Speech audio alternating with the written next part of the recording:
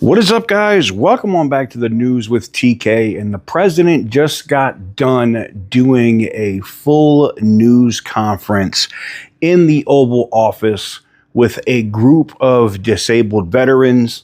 He talked heavily about stuff that's going on with veterans, but he also got into some key things with trade, talking about direct negotiations with China, raising tariffs maybe even higher on Mexico and Canada on autos, talked specifically about moving some of that back. I'll be talking about that over on my car channel over at TK's Garage. Go subscribe if you haven't. But without further ado, let's roll this intro and get directly into the president's remarks.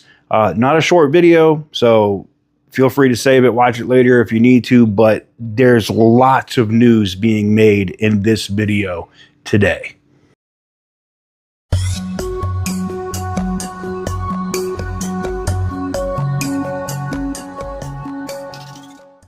Secretary of Education Linda McMahon has been so incredible over the last few weeks. I've been watching her on television. I'd like to tell her she could do better, but she can't. She can't do any better. So I want to thank you, Linda. Fantastic. And we also have Commerce, and we have Labor with us today. And you have been, thank you, Laura, very much. And Howard, thank you very much. And we'll take some questions after we're finished. Maybe I'll ask Will to step forward, and you can go through some of these.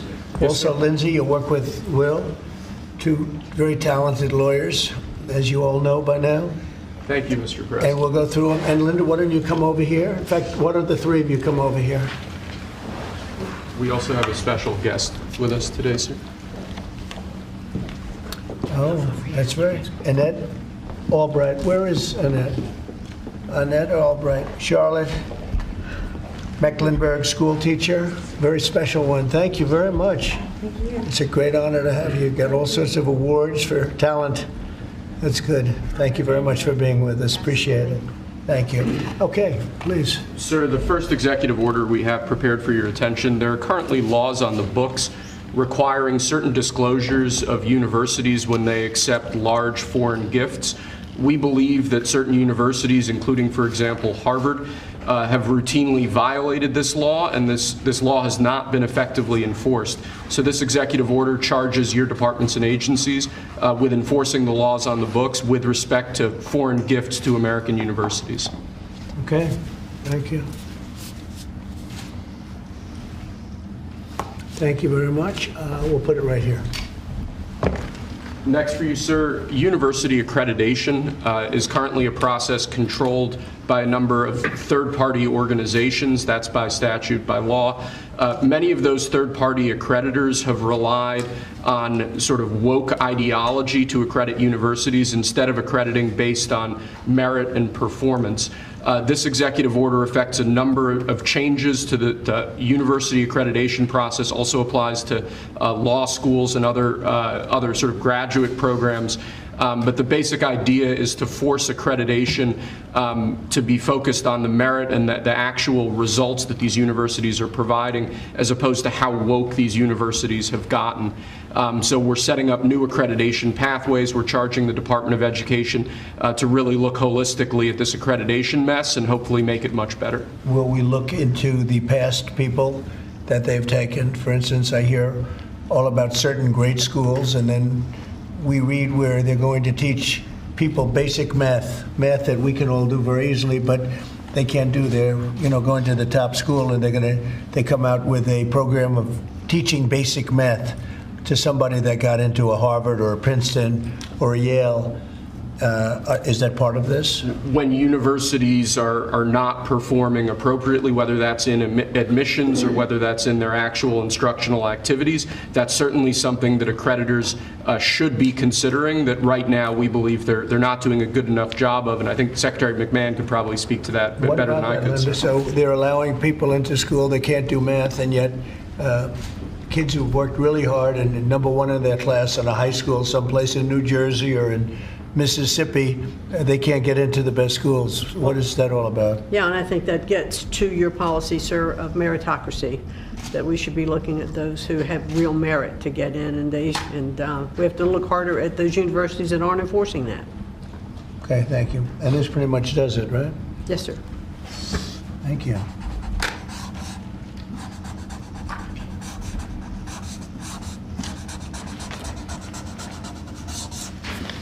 Okay.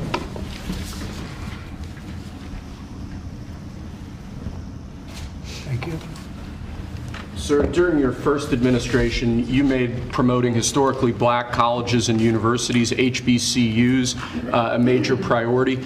This executive order takes existing law on HBCUs and brings it into effect. We're going to be setting up a White House initiative on HBCUs. The basic idea here is making sure that every aspect of your administration is working to ensure that HBCUs are able to do their job as effectively and as efficiently as possible. Okay.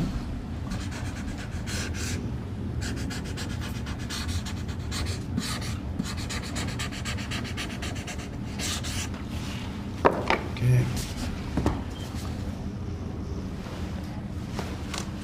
All right. This next executive order relates to artificial intelligence education, sir. You've obviously done a lot in the artificial intelligence space already.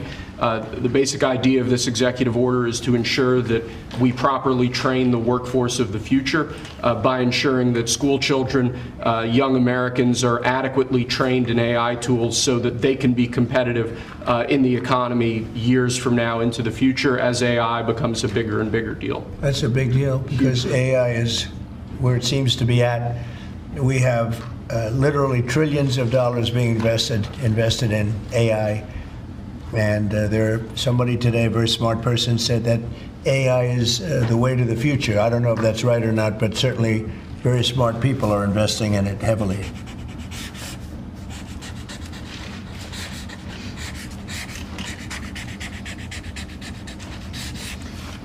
Good.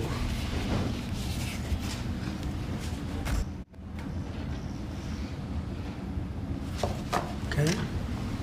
Next, sir, we have an executive order on workforce development. This executive order is going to charge numerous departments and agencies within the government to reshape the way that we do workforce development. One example from the executive order, for instance, we're looking to get the total number of apprenticeships, new apprenticeships, up to 1 million in the country to ensure that in critical jobs areas, in areas where we currently don't have enough trained workers, that we're recreating that pipeline to ensure that, particularly as we onshore industrial jobs and new industries, that those industries have the workforce they need to be competitive globally. Right. Very important. And this is the EO that we're all here working together. And in a way, this is like a training center, right, for what we're trying to do, which is jobs and great salaries. These are great salaries, too. Right, it's exactly, so all those factories that you're bringing in because of your trade policy, we're going to train people in trade craft, bring back trade craft to America so that people can work in these factories with great paying jobs, and we're going to train them, and we're going to remake the American dream for all these people. We're working together. That's right. Right, Lori? Absolutely. This plays right into America at Work Tour, which I have kicked off. We will work with our state partners and work with our businesses to see exactly who they need in that workforce, and we will skill and upskill these apprentices so they can get right to work and get in the field and build back this economy for exactly living the American dream. Good, Lori. Yeah. Thank you, sir. Thank you, Mr. President. Next, sir, we have an executive order on school discipline policies. Under, I believe it was the Biden administration, first Obama and then Biden, the Department of Justice issued guidance that made it almost impossible for schools to enforce adequate disciplinary policies. This created issues in the classroom for teachers and students alike. Basically, they focused on CRT and sort of diversity ideology instead of actually just enforcing the rules in classrooms to ensure a safe learning environment. This executive order revokes that prior guidance and puts us back in a place where hopefully the Department of Education can focus on education and teachers can focus on teaching in a safe environment. And this was important for you, Linda, as I understand it. Huh? Yeah, absolutely, because it gives teachers the authority now to have discipline in their classroom and discipline the person who is being disruptive. Great. We took that away.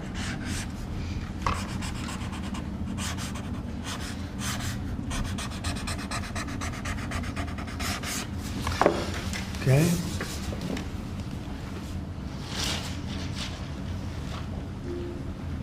Nice. Cool. Here, Linda, you should hold that. Lastly, sir, we have an executive order on disparate impact theory. This is a theory that underlies a lot of the modern DEI and CRT-driven diversity culture. The basic idea here is instructing your departments and agencies to no longer rely on disparate impact theory as they're regulating, as they're issuing guidance, as they're making rules.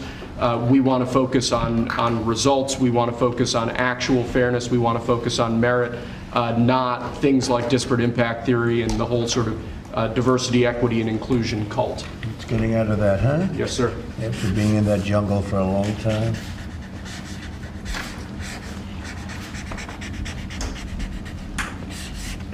Okay. Thank you. Very good job. Thank you, sir. Very much. Appreciate it. Very much. Would you like to introduce again Annette, and perhaps Annette wants to say something having to do with that? To Annette ask is her. right here. Yes, Annette. Yes, please come over. Would you like to have some comments to make? I know you're a former Charlotte Mecklenburg school teacher. I'm a North Carolina girl, so Yes, it's nice New to Bern. see you. Yes, from Yes. New Bern. Yes. Thank you so much for having me. Thank you so much. I'm so honored to be here. This has been an 8-year journey for me to raise awareness to the violence that's in public schools and the critical need to address violence in public schools. Again, been doing it 8 years because most administrations like to keep the violence hidden. We have 3 students that should be here with us today. We have Austin McCalf, I'm sorry if I say his name wrong, Serenity Baker, and Nizir Taylor from Charlotte, North Carolina, who was shot in the back as he was getting off of a school bus because they thought he was a part of a big brawl that happened inside a public high school. So this is very important and critical legislation that we have to keep our educators safe, we have to keep our students safe, and public schools have to be safe environments. So I think, like I said, I've done this journey alone, I've been on it, but I have a whole team behind me now. I spoke at the RNC, and I told millions that Donald Trump and his administration was going to make schools great again, and I feel that we're on the right path, and I'm just honored to be here. Thank you very much.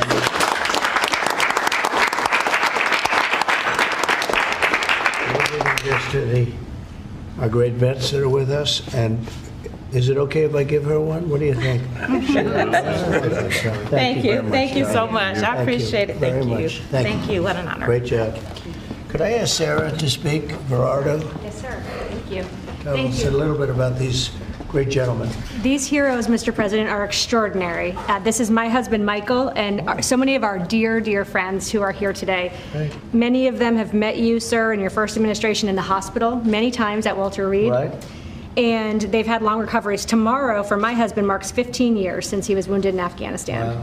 And on that day, about 6 years ago, he had his 120th surgery post-Afghanistan. Oh, wow. And you came to see him at Walter Reed, and so many others. And we saw great reform in the VA, access, same-day access to prosthetics, mental health care, and we know that that is back. We're going to, these gentlemen were saying, Alex here earlier was saying, in the last few years when he's gone to get a wheelchair, the VA has asked him, this gentleman, they've asked him to prove that he still has his injuries, as though maybe his limbs would grow back.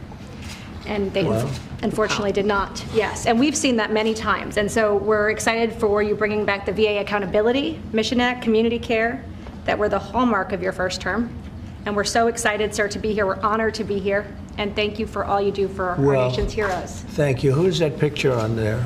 That is Joe Biden, and it says, "Let's go, Brandon."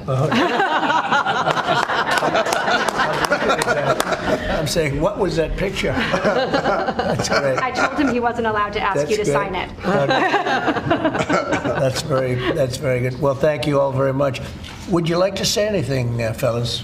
These are big chants. You have a lot of good people watching that believe in you. They happen to be the media, but they believe very much in you like I do. Anybody? Mr. President, we're very happy with the energy that this administration is bringing, and it's an administration that does what it promises, and so we're behind you. We believe in you, and I think we all love you. We got to speak for everybody.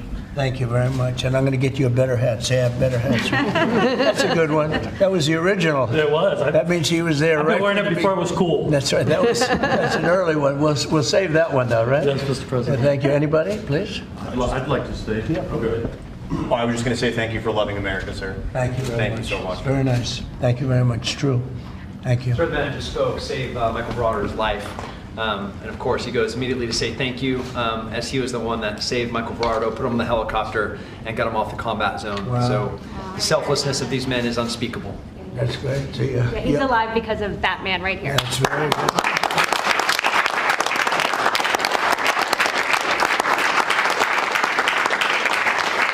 Now, these are amazing people, great heroes. So that's really great. Anybody else? Yes. I'd like to say it was an honor to serve. You are worth it. This country's worth it, and it's because of what Christ paid for. Thank you. And we have a spirit that people haven't seen in many years, at least 5. That they haven't seen. I think even then, because we've been through so much for the last 4 years together, it was so bad. It was so bad what they've done to the borders, what they've done all over the place, and it's really an honor to be with you, all of you. Incredible. And I'm going to give you these coins that are, I think you're going to really like them. I think they're the best. These are the best coins. And you have your choice. This is gunmetal. I don't know, soldiers like the black, but I think you like this one. It's okay. A lot of soldiers like the black. Here you go. What do you like? I'll go to black, Mr. President. Yeah. See, I told you. I have that. These are choices. I'll take a black one, sir. Okay, look at this. Oh, that rarely happens. You're different, huh? I'll take a black one, sir. Oh, there you go. That's great. They call the military. No, but it's that I always say the soldiers, they do like it's gunmetal. What do we like here? That's what I heard, that it was gunmetal. Trump gold is. I'm giving him 2. We have 3 girls. They're going to fight. One for this one right here. We'll get another one too. Okay. This is actually fun. I'll take the gold, Mr. President. Okay. I thought you were going to take that gold one. Okay. Gold one, sir. Okay. You got it. I had an opportunity to sail across the Gulf of America 2 days after you named it right. Oh, wow. Isn't that great? It's been an honor. And now people say it routinely. Yep. They don't even think about the other. They say it routinely. That's been a great honor for me. Okay. Take a gold one, sir. Okay.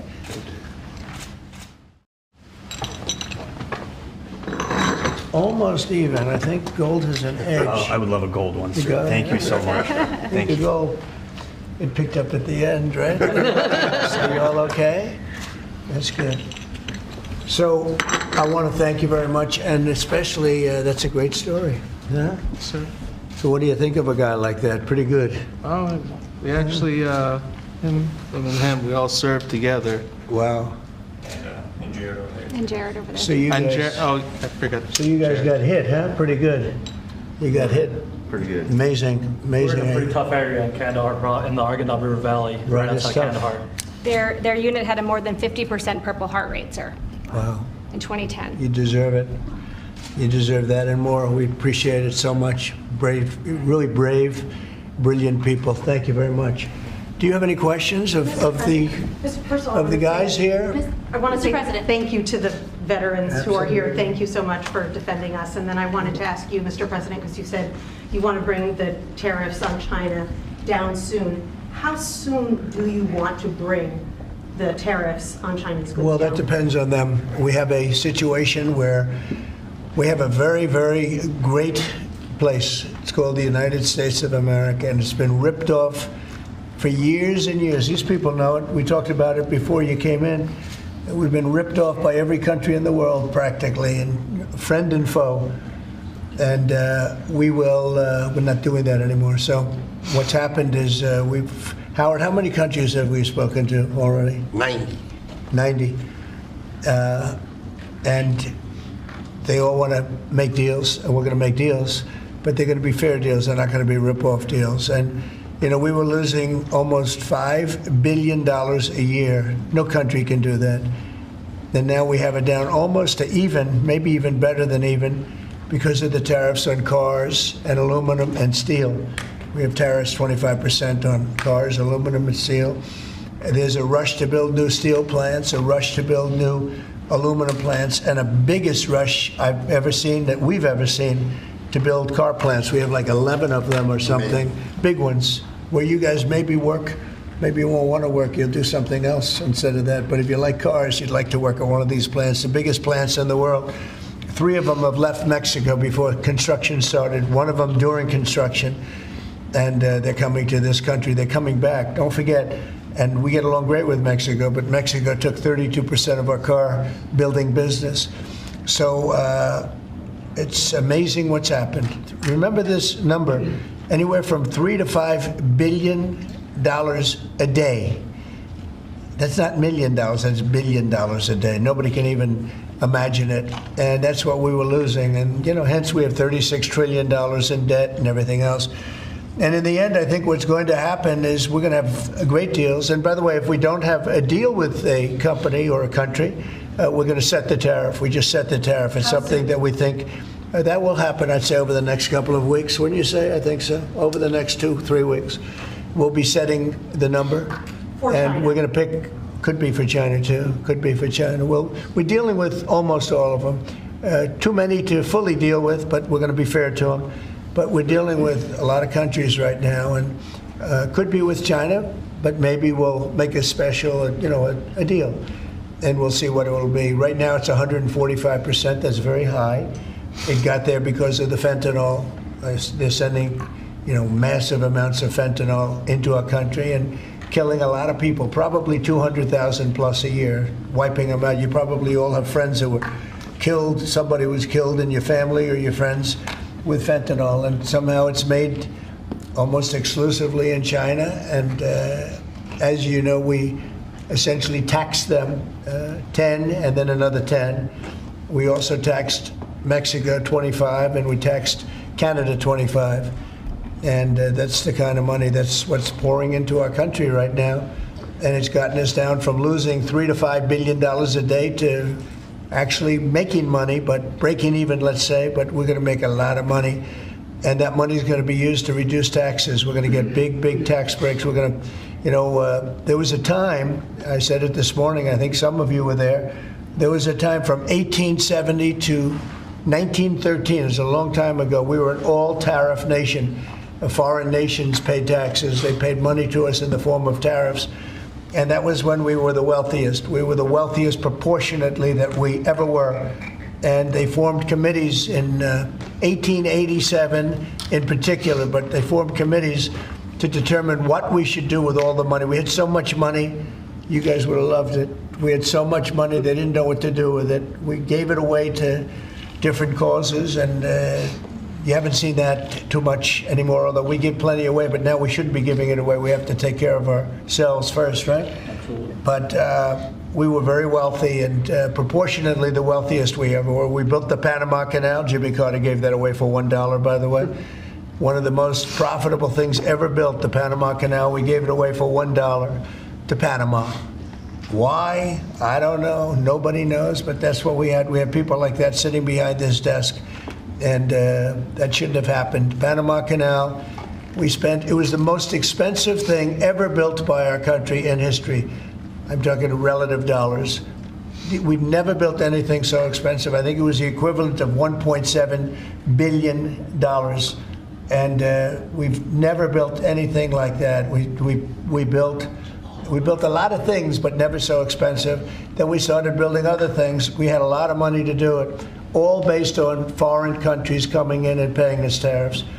And we're doing that again, and I think we're going to make so much that we're going to be able to reduce taxes in this country by a lot. And we're also going to treat those countries very fairly. But if we don't make a deal, which is possible, we're going to just set the price. Because you remember, they have to come in, they want to come in here, and they want to do business with the United States. So we want to set a fair price, And we'll do that. We're going to be very fair, but we'll set a fair price, and then they can make a determination as to whether or not they want to do business with the United States. And I think most of them will. And I think we're going to treat them very fairly. Were you worried about what the 145% tariffs were doing to small businesses here in the U.S.? Is that why you're bringing it down? No. I haven't brought it down. I haven't brought it still 145. I haven't brought it down. I said it's a high tariff. It is a high tariff, but I haven't brought it down. It basically means China's not doing any business with us, essentially, because it's a very high number. So when you add that to the price of a product, a lot of those products aren't going to sell. But China's not doing any business. They were doing $1.1 trillion. Think of that, $1.1 trillion. You know what that is? And it was just very unfair to us, and we were doing relatively very little with them. It was very one-sided. But we get along. I get along very well with President Xi, and I hope we can make a deal. Otherwise, we'll set a price, and hopefully they'll come here and they'll contribute. And if they don't, that's okay. So on your trip to Rome, there's a lot of leaders attending the Pope's funeral who also said they'd like to meet with you while you're there. Do you have any meetings set up? Yes, I do. I have a lot of meetings set up. I don't know if I can do it. Do you want to help me out, fellas? I got a lot of meetings. I got every leader in the world, which tells you that we have a good product. It's called the United States of America, and it's great. And these people know about it better than anybody in this room. But we have a great place, and it should be a lot greater, and that's what we're going to do. We're going to make it greater than ever before. It's very simple. Who are you going to be meeting with, President Zelensky? Well, I have a lot of meetings set up, yeah. And are you bringing anyone with you in the U.S. delegation to the funeral, like Secretary Rubio or a former president? We have a couple of people coming. We'll announce it probably this evening or tomorrow. The First Lady's going, and some people are coming with me from staff. But we'll have a number of people going. I'm sure it's going to be a beautiful ceremony. Okay? I had one on Ukraine, but I wanted to ask you one about veterans since they are here today, and thank you for your service and sacrifice. I wanted to ask you about the cuts that have been made, including with the VA. Can you assure that veterans like these men here, those that have been suffering from mental health issues or burn pits, for example, will be taken care of? Yeah, very much so. In fact, they will tell you it's been better with me than any president in history. We had a 92% approval rating, which is unheard of, up 50 points from the previous administration in my first 4 years, and we're doing better now. And in fact, now they have something to call in doctor stuff where it's really become, modernized and great. We don't have to go and travel sometimes long distances to get to a clinic or get to the VA. And I just heard this morning, I was listening to Doug Collins, who's the secretary. He was being interviewed, and the numbers are incredible. The approval ratings are the highest I've never heard numbers like this. It's better than the first 4 years. So no, there's no group of people more important than the people in this room. And I am not talking about the media. I'm talking about these people right here. There's no group, and they're going to be taken really well care of. That's very important to me. And on the war in Ukraine, are you going to be meeting with President Zelensky? He's asked to meet with you this weekend. Will you be meeting with him? I don't know. I don't know that he's going to the funeral or not, but I just hope he gets this thing solved, because we're losing about, think of this, 5,000. I was saying 2,500, and everyone was telling me that's low. 5,000 soldiers are being killed every week, approximately. Think of that. Every week, 5,000 soldiers, but let's say from 3,000 to 5,000 are being killed. They're Russian and Ukrainian. They're not Americans, but they're Russian, but they're people. And they're humans. They're human beings. They have families. They wave goodbye to their son, and then they get a call that the son's no longer there. It's a vicious war. And if I can help solve it, we're not losing our soldiers, but we're losing soldiers, a lot of people. And if I can solve it because of a certain ability, that would be great. And if it doesn't happen, I will say that I think Russia is ready. And a lot of people said Russia wanted to go for the whole thing. And I think we have a deal with Russia. We have to get a deal with Zelensky, and I hope that I thought it might be easier to deal with Zelensky. So far it's been harder, but that's okay. It's all right. But I think we have a deal with both. I hope they do it because I'm looking to save. And we spend a lot of money, but this is about a lot of humanity. This is the worst. I get the pictures, the satellite pictures. I've never seen anything like it.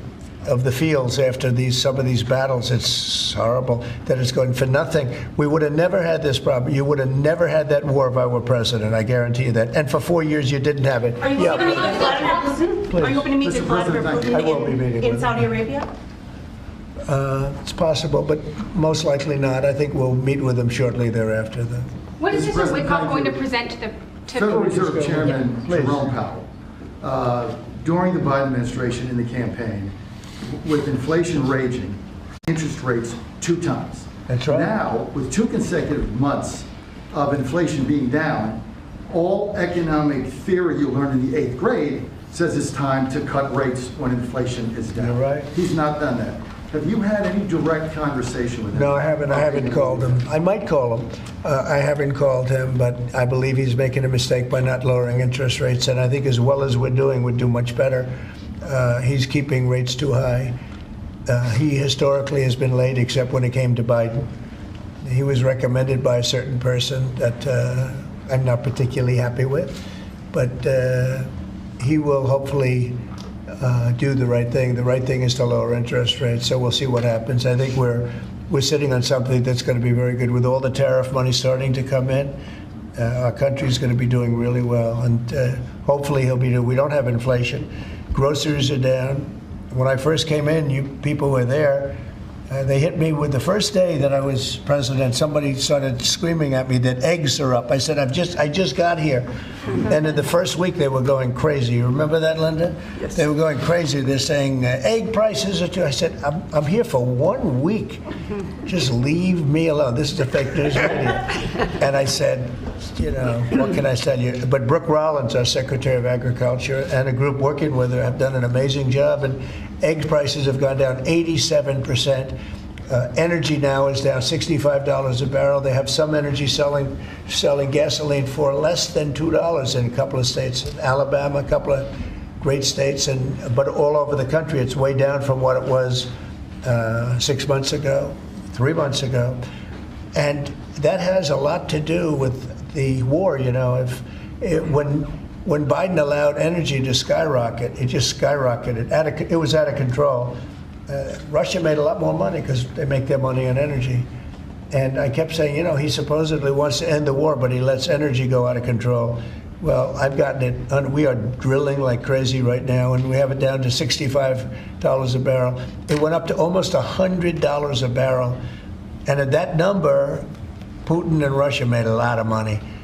So I think one of the reasons, I think he has a certain respect for me, but one of the big reasons is oil prices are down. I think this is a good time to get the war settled. Thank you. Thank you for that question. For those of us that live here in the district, you said when you came in, you were going to make Washington, D.C. great again. Right. One of the issues we've got right now is we understand there might be an imminent deal between the owner of the Washington football team, whatever you want to call them now, Commanders, and locally in getting the Redskins back to D.C. and RFK Stadium. That's on federal property. Right. Are you going to be involved in that negotiation? Yeah. And would one of the stipulations be they change their name back to the Redskins? Oh, I see. Well, that's a little bit, nobody's asked me that one. Look, I think when the Indian population is a great part of this country, a great heritage. And we were talking about Massapequa, Long Island, the Chiefs, they call themselves the Chiefs, or the Kansas City Chiefs. They're not changing their name. A great team, great people, great owners, great coach and quarterback. I love the quarterback, like his girlfriend too, and his wife. His wife is great. She's been a big fan. His quarterback's mother is incredible. I like that team. They're called the Chiefs, and frankly, I see nothing wrong with it. They call them the Warriors, and not that team, but a lot of other teams, and all of these Indian surnames and different names. And I'm saying that I think that's a positive thing. And when you go back to Indians, they polled this. They don't know why these names are being taken off. They're trying to I think it's degrading to the Indian population, and it's a great population, and they like when they're, called by various names. Now, Washington, the Redskins, perhaps that's a little bit different, but I can tell you that I spoke to people of Indian heritage that love that name and they love that team, and I think it's I think it's a superior name to what they have right now, and it had heritage behind it. It had something special. But a lot of the names having to do with, different places, not just Indians, but I think they changed the name of the Cleveland Indians. Why would you take the name Indians off the Cleveland Indians? And now it's called the Cleveland something else, right? Guardians. It just doesn't make sense to me. So we're about bringing common sense back to this country. And it may be popular or unpopular what I'm saying and I've just said to you. He's a nice guy. He got a lot out of me on this one, but I think most people agree with me. I think it really is demeaning to Indians. But to change the name of the Cleveland Indians as an example to the Cleveland Guardians is not the same, and I'm sure it has an impact on the team. Please. Sir, thank you, sir. Elon Musk said he'll be stepping back from his work with Doge a little bit and only get dedicating maybe a day or two a week to it. How long would you like to see that continue, and how involved would you like to see him continue to be after? Well, first of all, I can't speak more highly about any individual. He's an incredible guy. He's a brilliant guy. He's a wonderful person. I've seen him with his family. I've seen him with a lot of his children. He's got a lot of children. He treats them good. He loves his children. But he's a brilliant guy, and he was a tremendous help, both in the campaign and in what he's done with Doge. And, we're talking about almost $200 billion and rising fast, because many of the things that we were looking at are now being found out to be fact. It's terrible. I mean, the fraud, the waste, the abuse, everything that's happened is just terrible. So I also know that he was treated very unfairly by I guess you'd call it the public, by some of the public, not by all of it. He makes an incredible car, everything he does is good, but they took it out on Tesla. And I just thought it was so unfair because he's trying to help the country. But he has helped the country. I also want him to make sure that he's going to be in great shape, and I know he is. I mean, he's going to do great. He loves the country. He didn't need to do this. He did it. And I told him, I said, whenever you're ready, I'd like to keep him for a long time, but whenever you're ready, he's an exceptional guy. When you see those rockets go up and come back and land in the same gantry, nobody else can do that but this man. So he's just an incredible person, and he's a friend of mine, and he's a nice person, too. He's a very nice person. He really helped the country, saved us a lot of money. And I heard him say that he'll start easing, he was always at this time going to ease out. And when he goes back to Tesla, that'll be taken care of. It's artificial. These were sick people that thought they were doing something. He's a great patriot, and it shouldn't be the way, that should never have happened to him. And I will tell you right now, he makes a great product. It's a great car. It's great everything. Starlink is great. What he does is good. He's doing medical things that are amazing. And we have to, at some point, let him go and do that. And we expect him to be doing it about this time. But I'll talk to Elon about it. Thank you for the question. Mr. President, a second question. Yeah. Canada has an election coming up. Do you have a prediction for that, and what do you think the results of with respect to Canada? With the negotiations? Oh, I don't want to predict other nations' elections. It's tough enough doing this one. Look, I love the Canadian people. I like Canada, but it's costing us $200 billion a year to support Canada. $200 billion. And I say, why are we doing that? You know what? We can make our own cars. We have more energy than they do. We have more energy than anybody in the world. We don't need their lumber, obviously. We have more lumber. We have a lot of lumber. We have a lot of everything that they sell us. But in particular cars, they took a large percentage of the car making, and I want to bring it back to this country. I really don't want cars from Canada. So when I put tariffs on Canada, they're paying 25%, but that could go up in terms of cars. When we put tariffs on, all we're doing is we're saying we don't want your cars, in all due respect. We want really to make our own cars, which is what we're doing in record numbers now. You know, we're going to be at record levels in a very near future because of all the plants, the car plants that are being built. And I'd rather see them made in Michigan and made in South Carolina and made in different states, Tennessee. We have a lot of great car-making states, and we have some that aren't car-making yet, but they will soon be car-making states. And that's what I want to see for our country. At the same time, I want to help Canada. I have spoken to the current Prime Minister.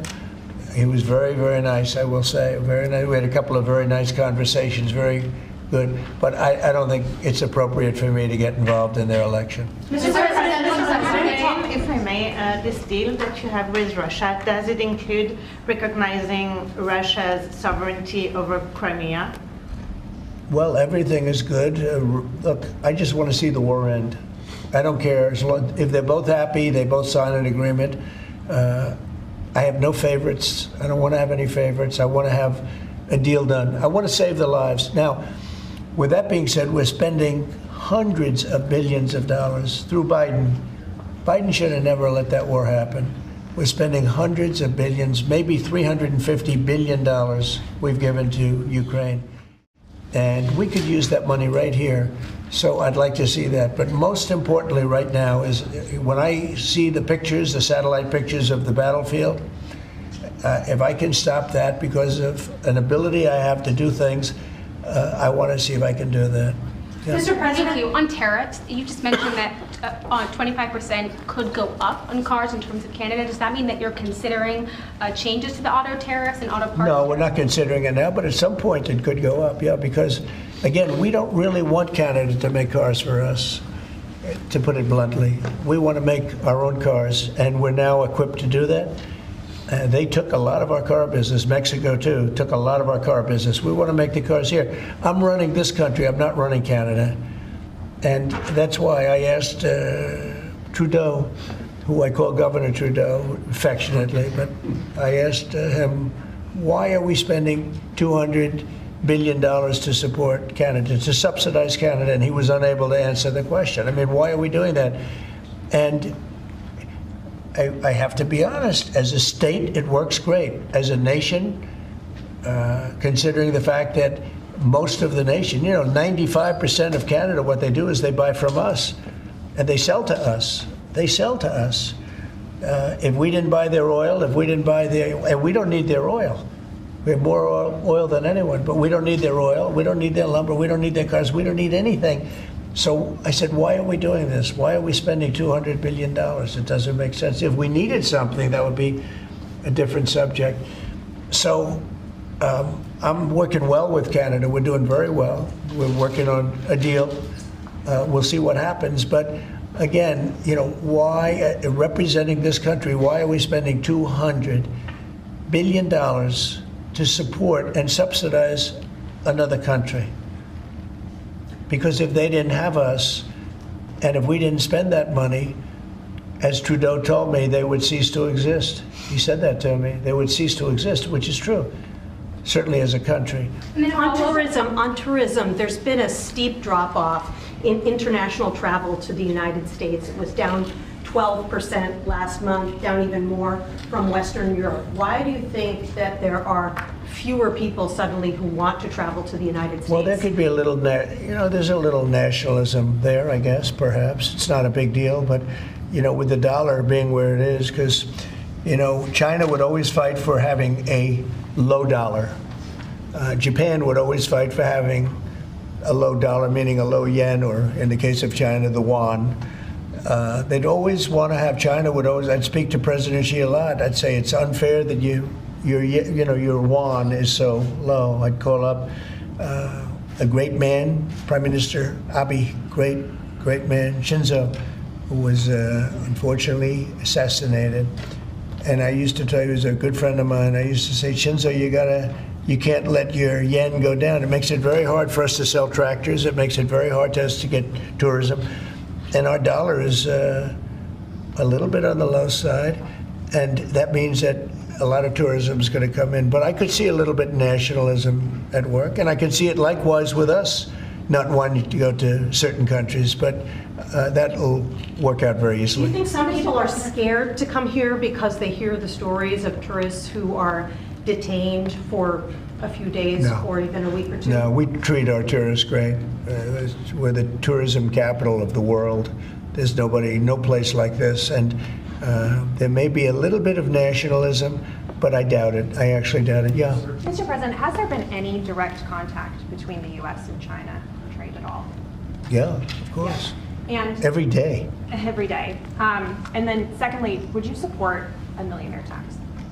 I think it would be very disruptive because a lot of the millionaires would leave the country.